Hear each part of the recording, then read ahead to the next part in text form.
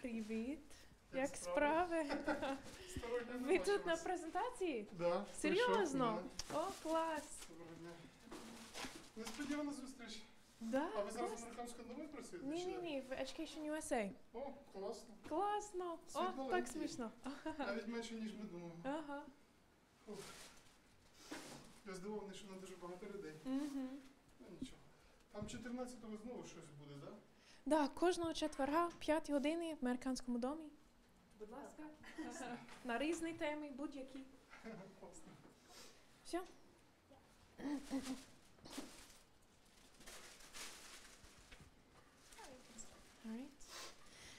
All right, good evening, everybody. Thank you so much. Do I need to turn this on? Sorry. Microphone, is it working? Yeah, it's working. Okay. Sound is going inside your Great. Okay, I just can't hear it in the room. Okay. Good evening, everybody. Thank you so much for coming to our presentation this evening about financing your studies in the U.S., which is always a big question, of course, because probably, as you know, higher education in the U.S. is expensive, but there are ways to pay for it. You just have to know how. Okay. So for how many of you is this your first time at an Education USA lecture? First time? First time? Okay. And how about you guys? Second time. So you know about Education USA. But if you don't know about Education USA yet and what we do, we are an official network of the U.S. State Department. We work all around the world in more than 180 countries. So we are the official governmental source of information about U.S. higher education in the U.S. So we provide accurate, comprehensive, up-to-date information about all higher education institutions in the United States. So we cooperate and work with all accredited U.S. higher education institutions. We don't promote certain universities, right? So we really work with students to help them find their best fit, what's going to be best for them. We have our main center in Kyiv on Esplanada 20, Centimetro Palace Sportu, but we also work with Window on America centers, which are in the Oblast centers all around Ukraine. You're all from Kyiv? Yes? Okay, great. So that's what we do. And because we are an official network of the U.S. State Department, everything we do is free. Okay, so let's start with sort of an obvious question. Why study in the U.S.? Why do you think international students want to study in the U.S.? Opportunities to get highly leveled experience and up-to-date profession. Okay, good. So sort of lots of opportunities and modern knowledge, right? Okay. Other ideas? Чому навчання в США? Yes. International recognized diploma because Mm-hmm. of the way it is taught, creative Mm-hmm. thinking, not rote memorization, but rather creative thinking, creativity is Absolutely. in American society. Mm-hmm. Good. What else? You can learn about American culture and like the way you can educate yourself better.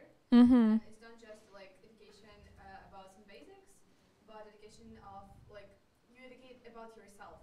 Mm-hmm. You get a self-education and you know yourself better. Okay, good. Yeah, so you're all absolutely right? The quality of education, up-to-date facilities, lots of opportunities to get a job with an American diploma. We also like to talk about salary, which is relevant for our discussion today because higher education in the U.S. is expensive, but it's good to think of it as an investment. There's data that shows if you have a diploma, an undergraduate diploma from an American institution, you will earn more than $3 million over your lifetime. And of course, that's even more for a master's degree and PhD degree, right? So, and of course, if you come back to Ukraine after you study in the U.S., lots of opportunities will help you get a higher salary here. So it's really good to think of it as an investment for your future. Also, there's a lot of flexibility in terms of what you are studying, what courses you take. Absolutely. More versatile after you finish graduate Yeah. university. Yeah, it's quite a flexible environment. They give you the opportunity to figure out what you want to study on the undergraduate level if you're not sure yet. For the graduate level, you really need to know. But there's a lot of flexibility with that and what you can do with your diploma after you graduate. So absolutely. Okay, so jumping right into financing. Welcome to the competition, right? That's going to be what our conversation is centered around today is how do you receive financial aid in the US? Really, you're competing with other students, okay? So what do you think? How many international students studied in the US just last year in American universities from all around the world? 100,000. Okay, other guesses? A few 100,000? Other guesses?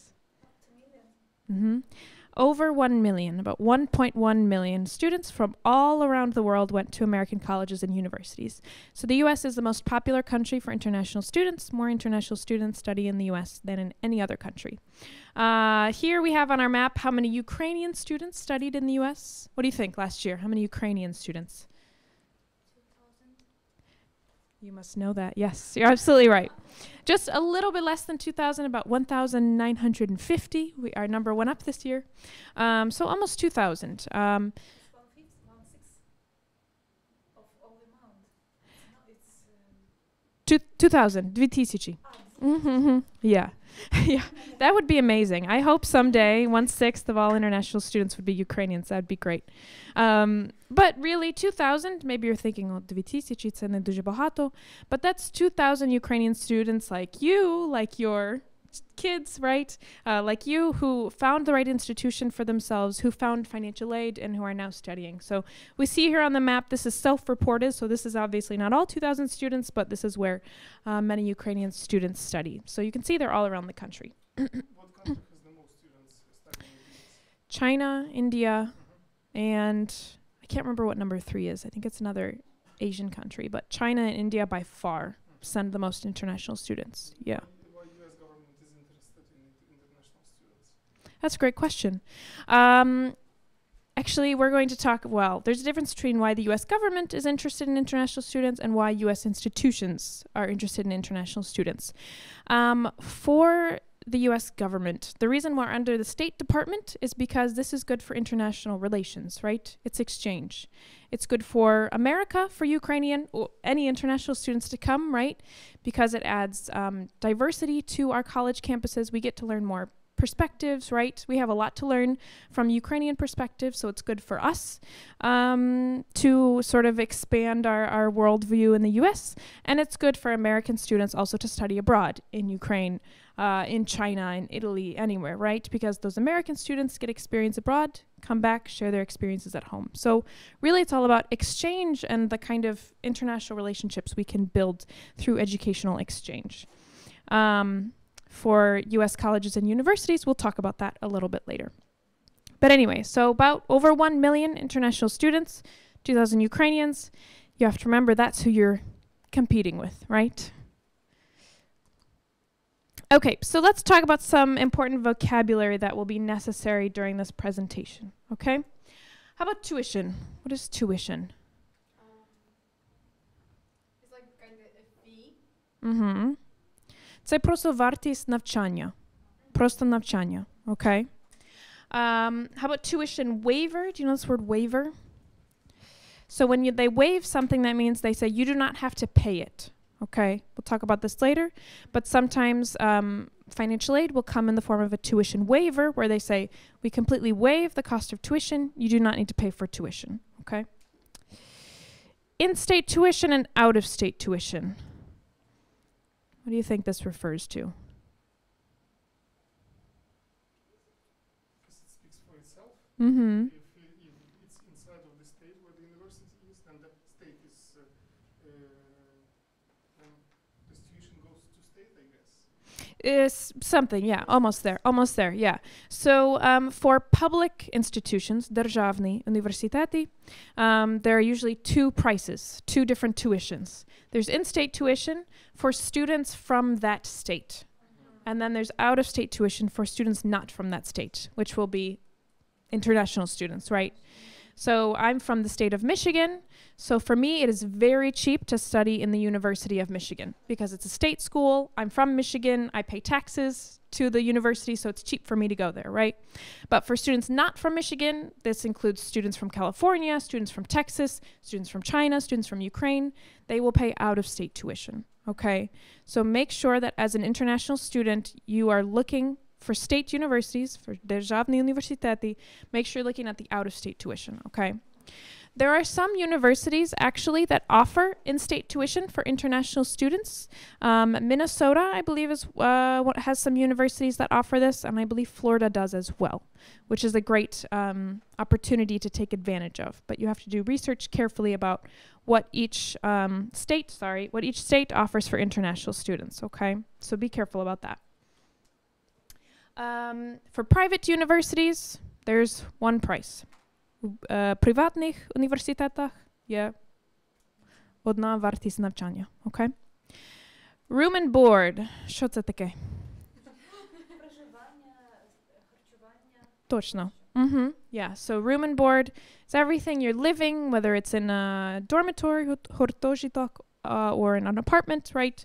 This is your living and your eating, okay? Fees. What are fees? Is it that something that we pay for books or like this? Does it room and board included, or does it fee include? So we'll see this on the next slide, but it's usually listed room and board together and then tuition and fees together. Fees, this could be anything. This is just like little costs that are associated with different things. Using the library, using chemistry labs, right? They'll usually put it all together and say these are fees, okay? Cost of attendance. So cost of attendance, this is very important to understand. Cost of attendance is tuition and fees and room and board together. This is the total cost of attending that university for 1 year, studying and living together. Okay, so this is sort of how much it's going to cost you at the end of the day to live and study at the university for 1 year. Okay, so make sure that you are looking at, this is sort of the bottom line that you need to be looking at, right? So often students look at tuition, they say tuition, $12,000, непогано, це чудово. But room and board may be $15,000 depending on where you live, right? So it's actually $27,000, not $12,000. So make sure you understand cost of attendance altogether. Estimated cost or net price. Often universities will provide this information to tell you after financial aid, after everything, this is approximately how much on average each student has to pay out of their own pocket, right? Okay, so cost of attendance, this is without any financial aid, say the cost of everything together, and then they'll say, but after financial aid, after everything else, this is about how much students need to come up with out of their pocket, okay? And usually they will provide an estimate, all right?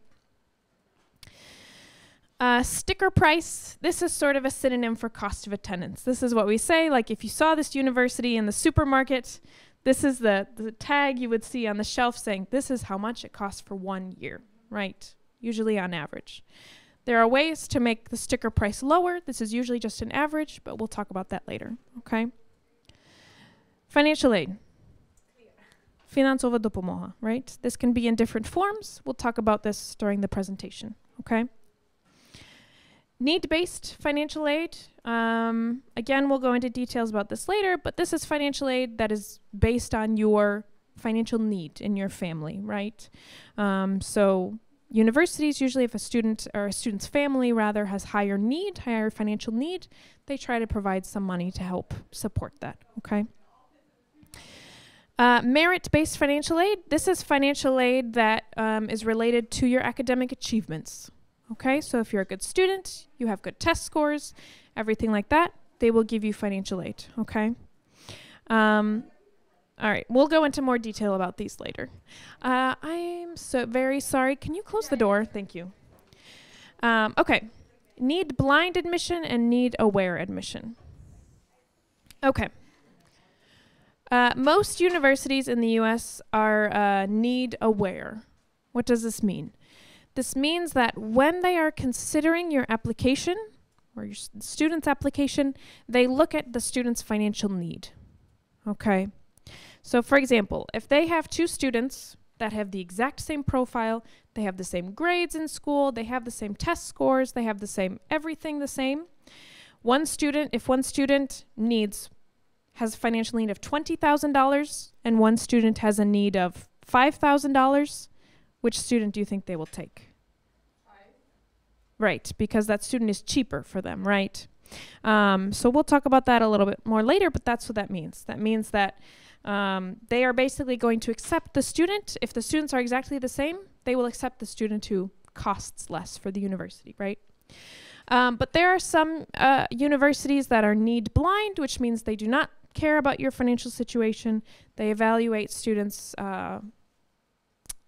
regardless of that information, and then after they send acceptance decisions, then they look at the financial information and try to evaluate that and see what they can offer the student, okay? What's the reason for those? Why the either move off and can afford?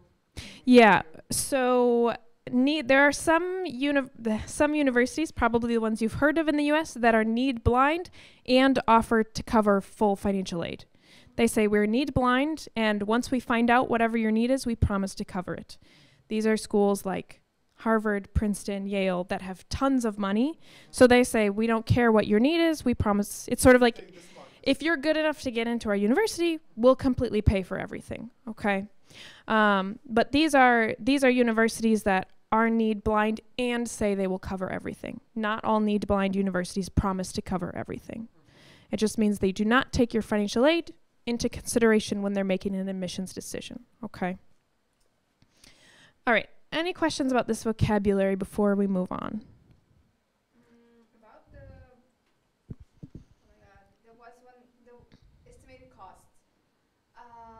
It's just like, what do we have to pay for out of our pocket? Like, what can be? What can it consist? So this is usually an estimate that the university will list on their website. So they might say cost of attendance of attending this university, навчання, проживання, харчування, and say $50,000.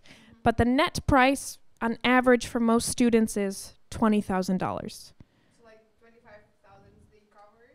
Or 30,000 in this case, yeah. So they're just saying, on average, this is how much financial aid our students get. So it can give you a good idea, on average, about usually what's the actual final price that you're going to have to come up with. Okay, so that's usually an amount that they offer to try to help you figure out, does this fit in my budget?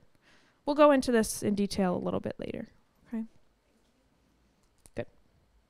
Okay. So as we talked about, when we're looking at cost of attendance, there are really two things we need to consider. Tuition and fees, as we talked about, which is вартість навчання, and then these other things, right? So educational instruction, facilities, again, this could just be just about anything, using the gym, whatever, lab equipment, or the library, okay? They will usually list this all together. So this is just a category you'll see on their website. They'll say tuition and fees for the 2019-2020 school year is this much, okay? But fees is just other little costs that are not directly related to educational instruction. And then the living cost, which is usually called room and board, okay? This includes where you will live, what you will eat, books and supplies, of course, transportation and medical insurance. Every international student must have medical insurance to study in the US. That can be expensive. And personal expenses, you know, going to the movie, how much entertainment are you going to engage in on your weekends, whatever, okay? So really you have to think of these two things together, all right? Okay, in the US, there are more than 4,000 accredited colleges and universities. As I said, Education USA works with all of them.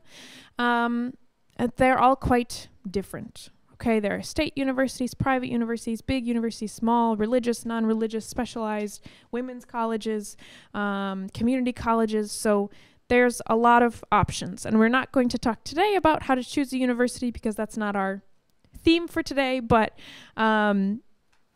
that's something else we can help you with at Education USA. But they're all incredibly diverse because maybe you know that in the US there is no Ministry of Education, там немає Міністерства освіти. So all colleges and universities are really independent. Вони вирішують сам собі свої критерії для прийняття студентів, свої факультети, програми, фінансову допомогу і так далі. Okay? So they're all really independent, which means that their financing is also very independent. It depends from school to school, right? Some universities say, bottom line, we just do not or cannot offer financial aid to international students, okay? So if you know that you need financial aid, don't consider those universities, right? So it's really important that you do research and you carefully read about what financial aid each university can offer, okay? After you've come up with your list of universities that you're interested in, but you must consider financial aid as part of that search, all right? And remember that they're all different.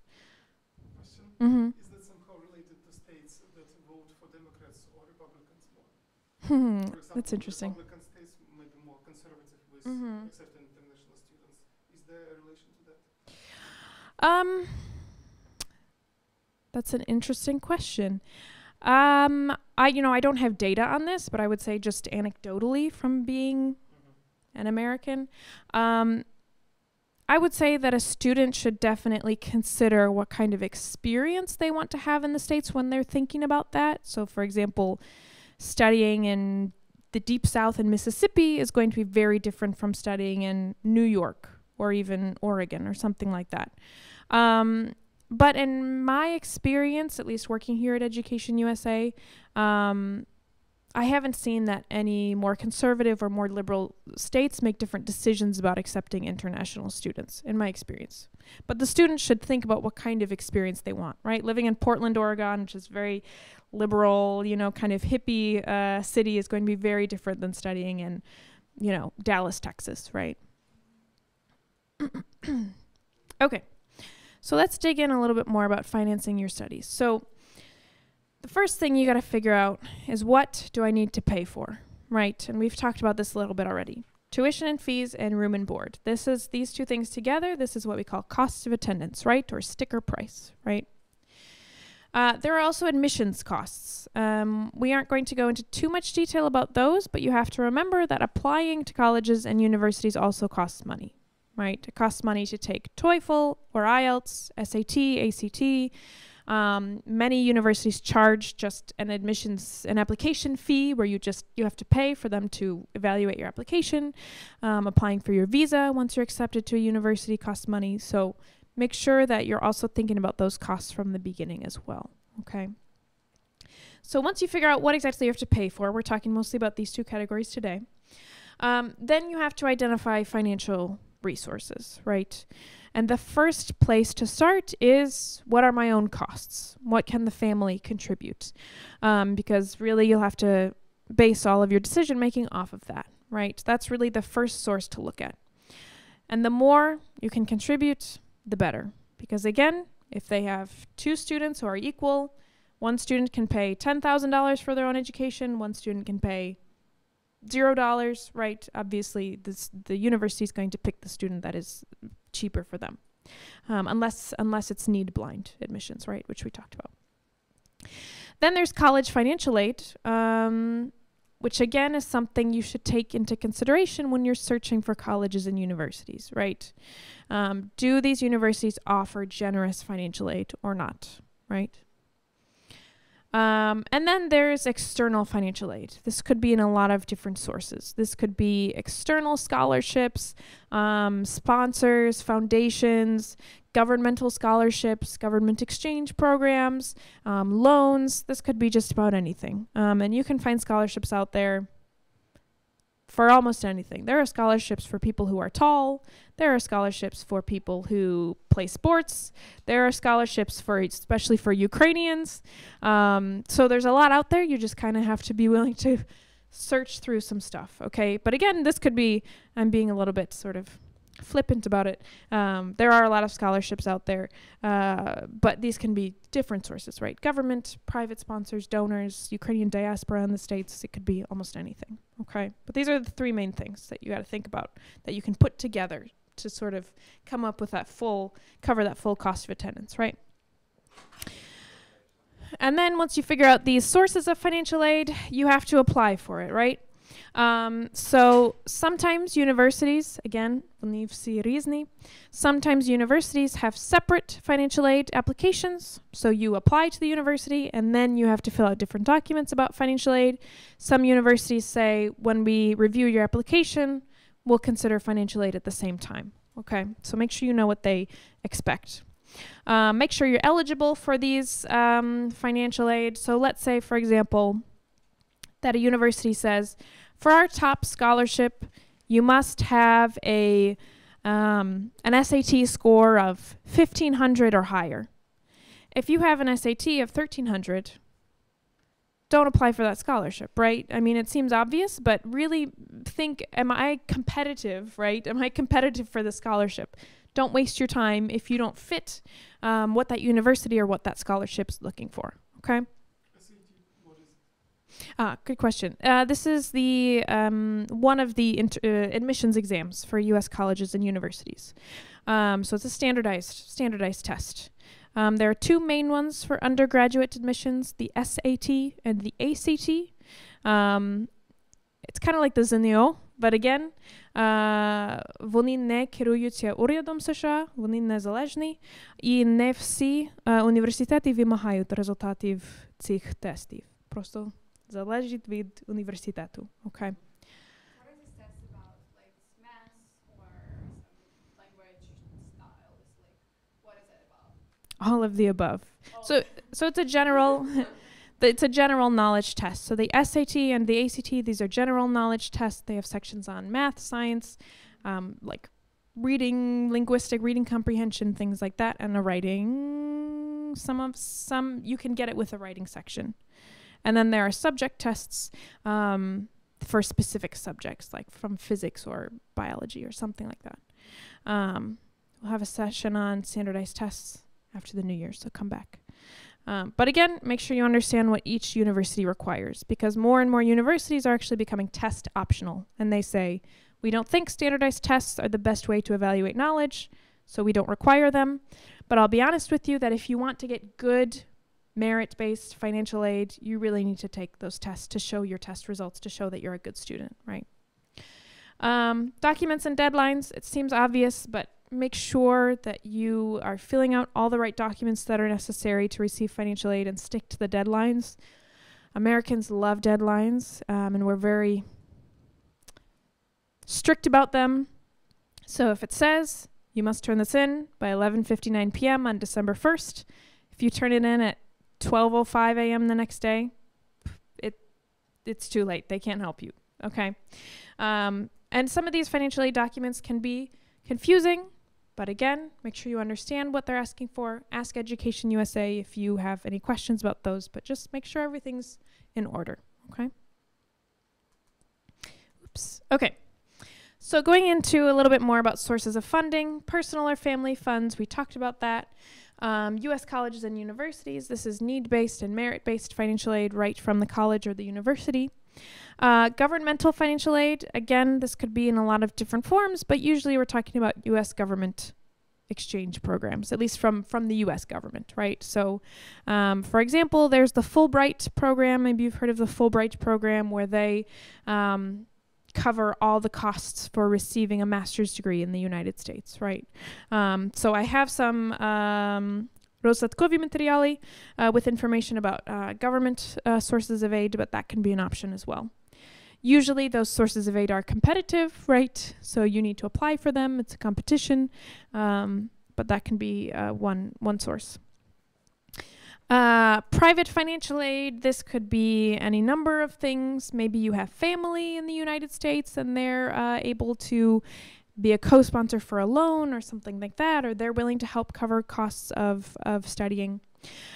Research or professional associations, this can be a good source. So let's say, for example, that you know you want to study chemistry. There's an American Chemical Society in the U.S., and often they might offer scholarships or fellowships for example, getting a master's degree in chemistry. That's just one example. There are professional associations for almost any field of study, for international relations, for business, for law, for sciences, for engineering, right? So as you can see, this takes some research. There's a lot out there. You just have to be willing to look for it and to know where to look for it, which again is what Education USA can help with. And then private sponsors. Again, these could be anything. These could be community funds or any kinds of donors. Again, Ukrainian diaspora in the States. So this could be any number of things. All right. The most important thing I will say, though, is do not depend on one source of aid.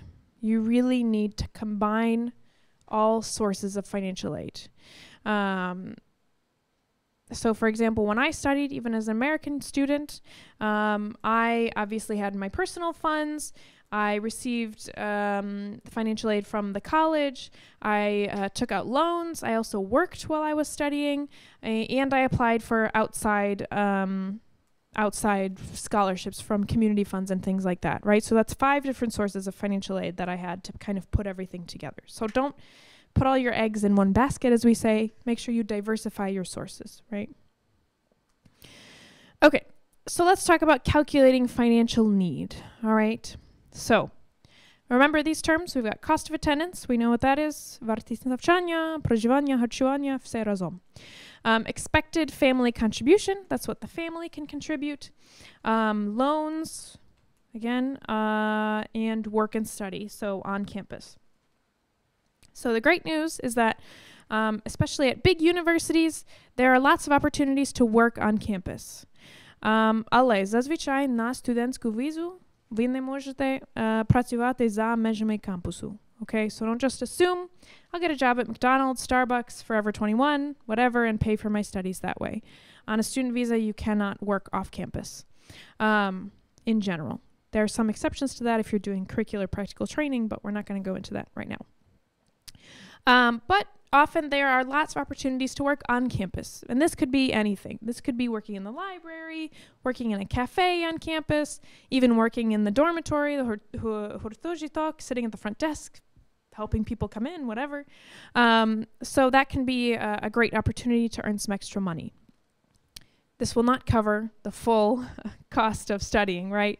We usually estimate that it's about $3,000 a year. You can usually earn on average about $3,000 a year working on campus, okay?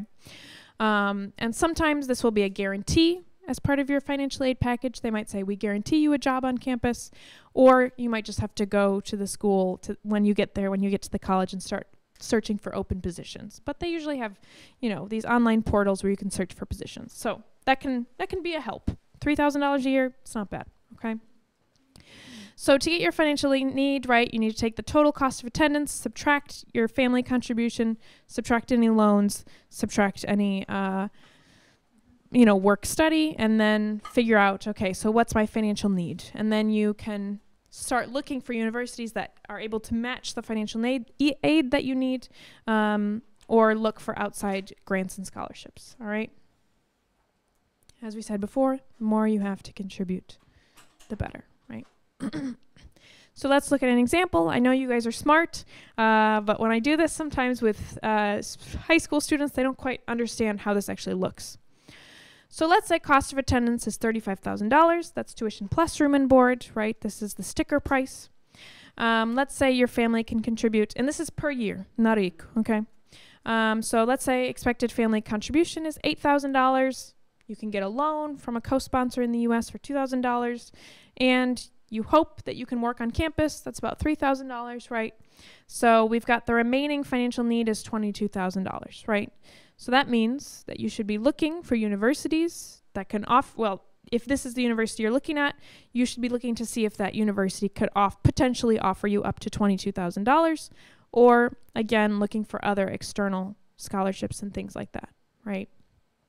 So sometimes I work with students and they say, well, my expected family contribution is $8,000, so I need to look for universities that cost $8,000 a year. You will not find universities that cost $8,000. Well, some community colleges are pretty cheap, but that's not how that works. Almost certainly, the university will offer you some financial aid. I don't know of any students that don't receive any financial aid. Almost everyone receives something, again, as long as you're applying to universities that offer financial aid. But you have to do this math to figure out, okay, what do I have to come up with, either through financial aid from the university or from external sponsors and scholarships, okay? You said that these loans can be, is there any loan program in the United States for international students, or this should be loans from native country? Yeah, so the thing with loans in the States is that international students in general cannot receive loans from the federal government unless there's a co-sponsor, an American co-sponsor. So that's an American that is willing to co-sign this loan and say, If for some reason this person can't pay it back, I will pay it, right? So we see very often that flex students, I don't know if you've heard of flex, often, you know, their coalitionally host families will be a co-sponsor, or if you have relatives in the States, something like that. It's rather complicated, I must say, but the important thing to know is that there must be a co-sponsor for that loan in order to receive something from the American government. Yeah. Mm-hmm. Any questions about this? Well, I mean, I just came up with this, but I think these are pretty realistic numbers, right? So cost of attendance, $35,000. I would say that's realistic, right? Work study, we usually estimate $3,000 a year. Expected family contribution, there are varying levels, of course, in Ukraine. So I think that's somewhat realistic, right? Mm-hmm. Okay. All right. So let's talk about what you can receive from the university or college itself.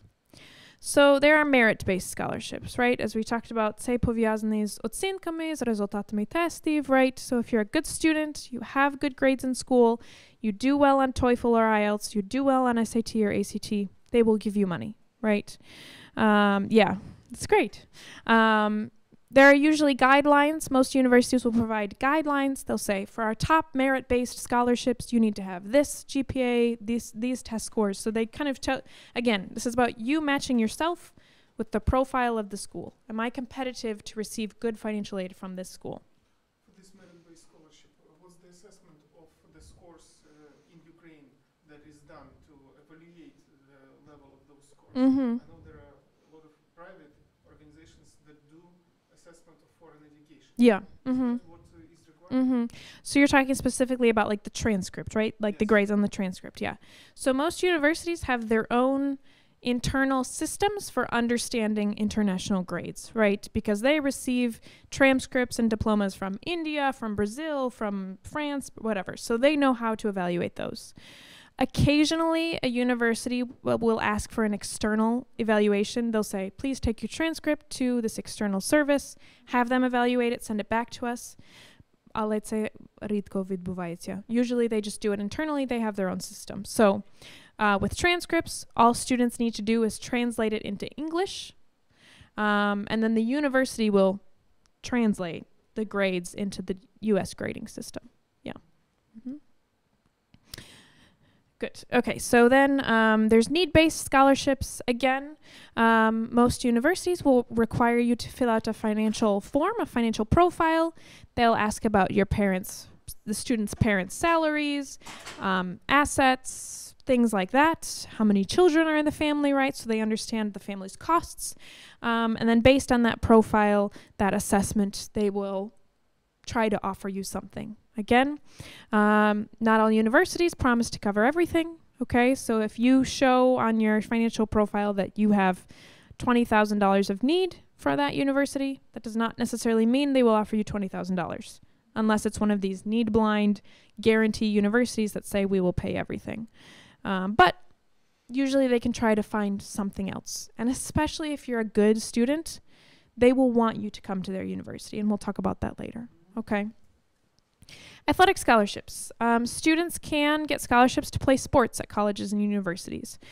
You need to be quite a good athlete. This is not just like, oh, I play football with my friends once a week. Like, you need to be a pretty good athlete, and you should contact the coaches directly at the schools that you're interested in. They will ask for videos of you playing, like a portfolio, and you will start talking with the coach directly. But it can be a great help. We have some Ukrainian students who have gone on to do rowing at universities and have received scholarships for that and other sports. So it's a possibility, but that's something, again, you need to think about in advance, okay? There are different tiers of sports in the U.S., so these very, Division I schools with these huge programs like Stanford or University of Michigan or things like that. You really need to be a good athlete, but there are lower divisions as well where, at smaller schools, less famous schools, where you don't have to be quite so competitive, and you can receive some money to study there, okay? On-campus employment, we already talked about this, right? Sometimes this is guaranteed as part of your financial aid package. They'll say, we promise you a job on campus. Sometimes they don't promise it. They just say, come to the university when you get here and look for a job, right? But especially at big universities, there are just so many different things you could do. And they're usually pretty easy jobs. Like at my university, I had students who worked in the gym, u sportzali, and they just had to sit at the front desk. They did their homework, and they would just swipe people's card when they came in. Дуже prosto. And they got paid like $8 an hour to do that, okay? So that's not a bad thing. Okay? We talked about this already. Don't depend on one source. Really try to combine all sources of financial aid, okay? But merit-based I can't emphasize enough. If you still have time before you're planning on applying, be a good student, prepare for the standardized tests. That's where we see a lot of students just nosedive. Even if they're a good student, they don't prepare adequately for TOEFL or the SAT. They don't do well on the test, and then it's going to be hard for them to get financial aid. So prepare for those tests. Again, we can help you with test preparation at Education USA or provide test preparation materials. So don't underestimate those tests and how important that is. Okay. So turning to why do U.S. colleges and universities offer financial aid to attract international students? A lot of it is their PR strategy, right? They want to get good students at their university who will go on to do good things in the world, and then they can say, oh, that's an alumnus of our university, right? And you're a walking advertisement for the university, right? As you go on in life, right?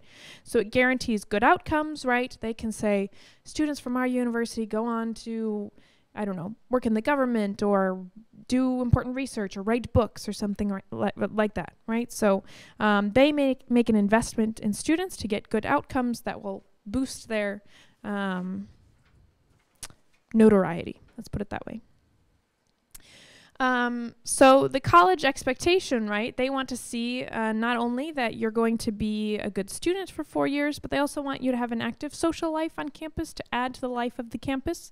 So actually leadership and things like that can also be something they evaluate for merit-based financial aid, right? Are you going to add something to the university? Are you a leader? Have you done volunteering? They want to see that you're an active person in your personal life and things like that, and not just that you're going to sit in the library with your book for 4 years, right? Again, long-term promotion through alumni career. You're an advertisement for them, right? Even throughout your whole life. Short-term promotion through athletic achievements. Again, this is sort of in your career at the university. Are you a good advertisement for them, right?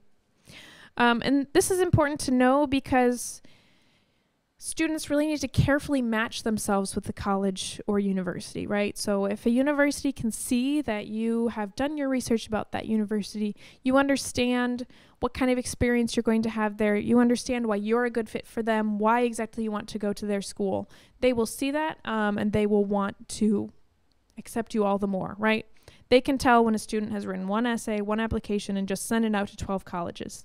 But when they can see, like, you know, this student really wants to go to the University of Chicago, they understand what kind of university this is, they understand why they're a good fit for this university, that is what impresses them, right? And of course, the application preparation, right? Eligibility requirements and competitiveness. We talked about this a little bit already, but again, this is, do you have a profile that matches the school, right? If you're a really, really strong student, apply for universities that, you know, match that profile, that match the challenge that you want at university. If you're not such a good academic student, you know, don't be applying to Harvard and Princeton and Yale and things like that, okay? Universities have a holistic admission process in the U.S., so they do not only look at test scores, as we've already talked about, they look at academics, they do look at your grades from school, they want to see usually 8th form through 11th form, right? What were your grades in school? Extracurricular activities, do you play a musical instrument? Do you participate in drama? Do you play sports? That stuff really matters to them. They want to know about those kinds of things because they want to see, again, are you active? Can you commit to something? Do you have other interests besides just academics? Test scores are important. Motivation, again, how committed are you to this school, this university exactly, right? Usually they'll ask you to show that in an essay, right? They'll say, why do you want to go to Babson College, right? What was your motivation for applying to Babson? And that's where they're looking to see, do you understand what this university is about and the kind of experience you can have here? And are you a good match for us? Because not only are students looking for the right university, the university is looking for the right students as well. How do you find out about those universities? From their websites? Yeah, the research, Basically? the research process is a long one. We usually recommend that students need to research universities 3 or 4, even up to 6 months. And a lot of it is going through the university websites, speaking with students that are there currently, even speaking to admissions officers, and again, understanding what kind of experience do I want to have for 4 years, if we're talking about undergrad, and then how do I find that at a university, right? Again, we help with that whole process because it can be overwhelming where to start. But yeah, it's really just a lot of research about the universities and trying to engage with them to understand what kind of experience will I have here. And recommendations, of course. These are usually for undergraduate. These are usually from teachers, maybe community leaders.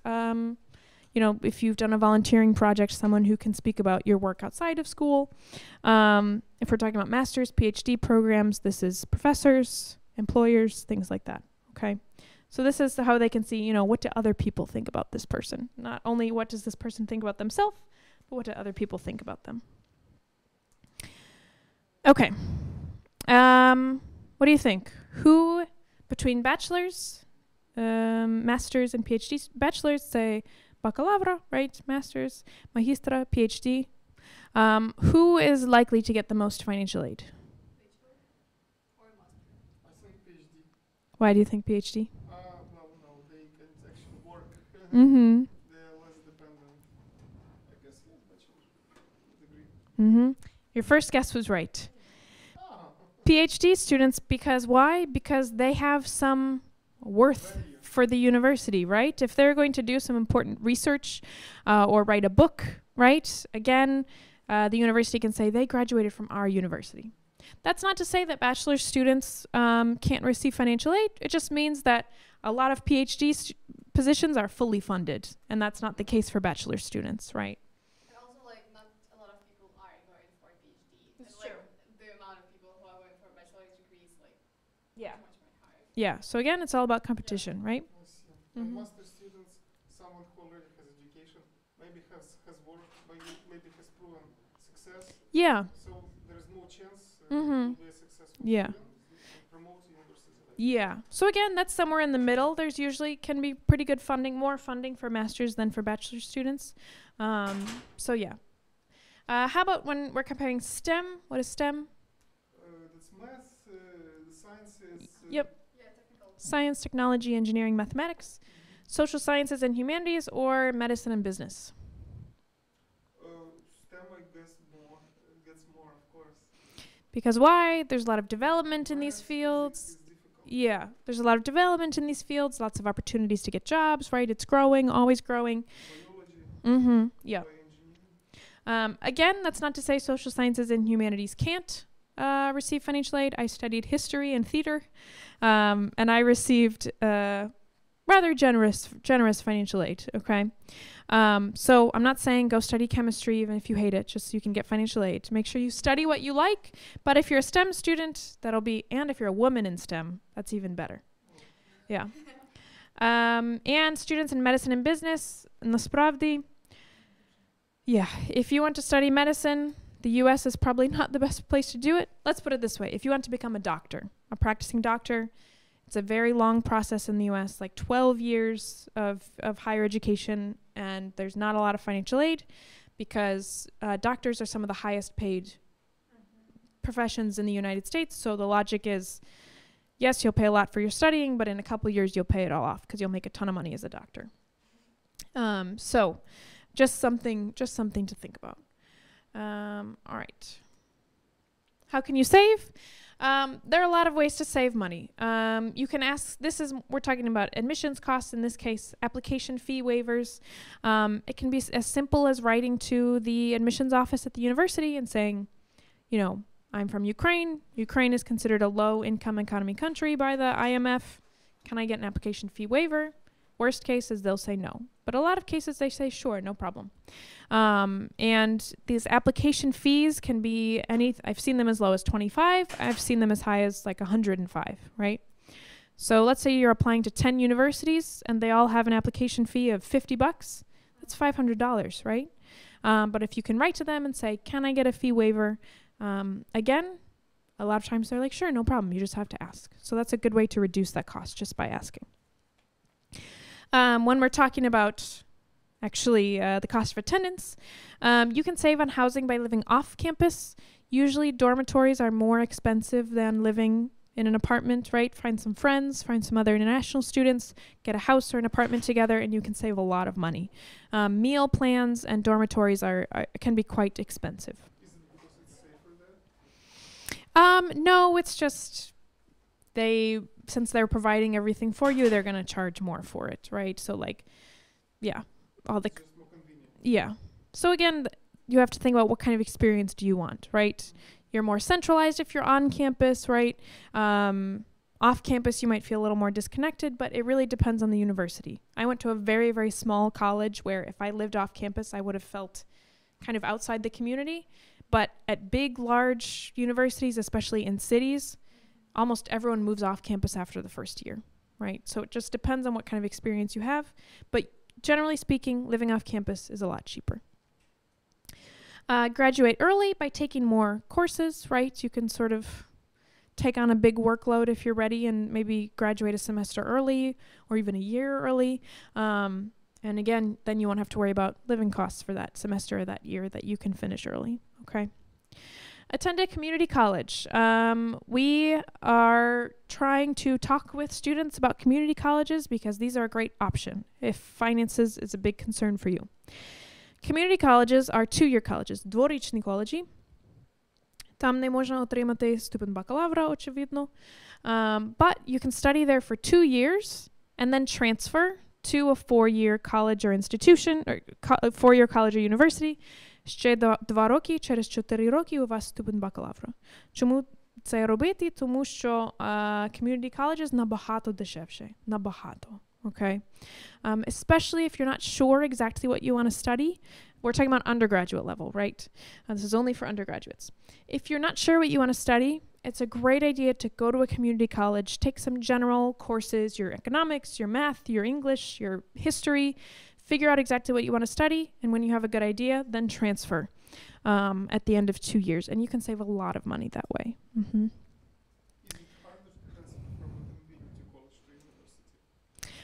I would say it's not harder, and sometimes it's even easier. So, for example, let's say you want to go to the University of Berkeley in California, which is a very famous, competitive school in California. It can be very hard for you to get in from applying from the first year. But there's a community college system in California that says if you study in our community college for 2 years and you're a good student, you have a certain GPA, a certain середній бал, we guarantee that you can transfer to the University of Berkeley after 2 years. They have такий договір. Yeah. So there are some cases where these community colleges actually have like written contracts and agreements with other universities, and they say, if this student is good for 2 years, studies hard, we guarantee. Вони гарантують. Okay? It's similar to Ukraine. Yeah. Mm-hmm. But you still do have to think about financial aid, right? Because you do have to plan, how am I going to pay for those 2 years at that 4-year college or university? But, as long as you can get there and save money for those first 2 years, that can help.